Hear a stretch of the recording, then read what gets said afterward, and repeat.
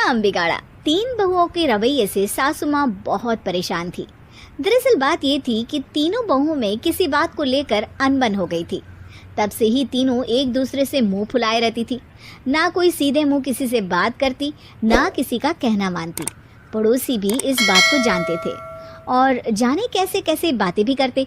इसीलिए सासू माँ ने तीनों बहुओं को तुरंत अपने कमरे में बुलाया। मैं कई दिनों से देख रही हूँ, तुम तीनों अलग अलग सारे काम कर रही हो। ये सब नहीं चलेगा, तीनों को मिलकर ही काम करना पड़ेगा। सास की बात सुनकर एकदम से बड़ी बहू बोल उठती है। नहीं मम्मी जी, मैं इन दोनों के साथ कुछ नहीं कर सकती। मैं इस घर की बड़ी बहू हूँ, फिर भी ये मेरा कहना बिल्कुल भी नहीं मानती। अरे जेठानी जी, जानबूझकर मुझे डबल काम करवाती है आप, और छोटी मुझसे टेढ़े मुंह ही बात करती है। इन दोनों के बीच हमेशा सैंडविच बन जाती है मेरी, और मैं हमेशा आलू की तरह बीच में मसली जाती हूँ। मम्मी जी, इन दोनों को लगता है कि मैं छोटी हूँ तो इनके पैरों तले दब जाऊंगी, लेकिन नहीं, मेरा भी उतना ही अधिकार है जितना इन दोनों का है। बड़ी आई दोनों मेरी चुगली करने के लिए, मुझे क्या कम समझ रखा है। तीनों बहू एक दूसरे से बहस करने लगती है और सास दोबारा ये देखकर टेंशन में आ जाती है और सबसे कहती है, चुप हो जाओ, अब से तुम तीनों सारे काम एक साथ करोगी, आंख बंद करके एक दूसरे की बात सुनोगी। तुम तीनों इस बात को गांठ बांध लो, वरना अगली छुट्टियों में तुम्हारा अपना मायके जाना कैंसिल। सास की बातें सुनकर डर के मारे तीनों हामी भर देती हैं। जी मम्मी जी, मैं समझ गई। हाँ मम्मी जी, जैसा आप कहें, आप जो कहेंगे मैं वही करूंगी। तीनों बहू सास की बात को गांठ बांध लेती है और वादा करती है कि अब से सारे काम वो तीनों एक साथ मिलकर ही करेंगी।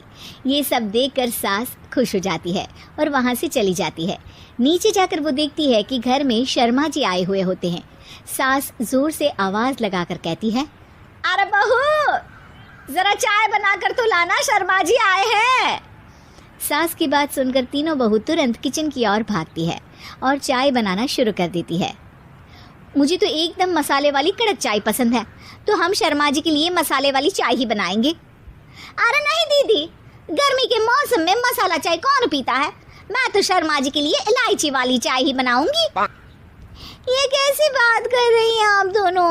मेरी मम्मी ने सिखाया है कि मेहमान को ज्यादा दूध और शक्कर वाली चाय देनी चाहिए, वरना वो घर वालों को कंजूस समझते हैं। तो मैं तो शर्मा जी को ऐसी ही चाय दूंगी। तीनों बहुएं अपने अपने तरीके से चाय में शक्कर, मसाला, पत्ती सब डाल देती है। उबलने के बाद तीनों मिलकर चाय बाहर लेकर जाती है और शर्मा जी और सासू माँ को देती हैं।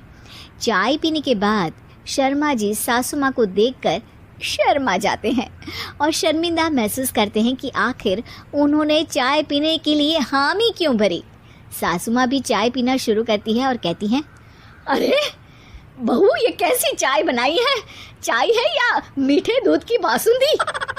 हाँ, चाय अच्छी नहीं लगी क्या? कोई बात नहीं, हम पराठा बनाकर लाते हैं। चलो चलो अंदर। हाँ हाँ चलो। हाँ आती हूँ मैं भी। नहीं नहीं, मेरा पेट चाय ने ही चौपट कर दिया, वही काफी है। पराठे से पोपट नहीं करवाना, मैं तो चलता हूँ। शर्मा जी चुपचाप पतली गली से निकल जाते हैं। अगले दिन सास बहुओं से कहती है, अरे बहू, जाओ जाके ऊपर के गेस्ट हाउस की सफाई कर दो।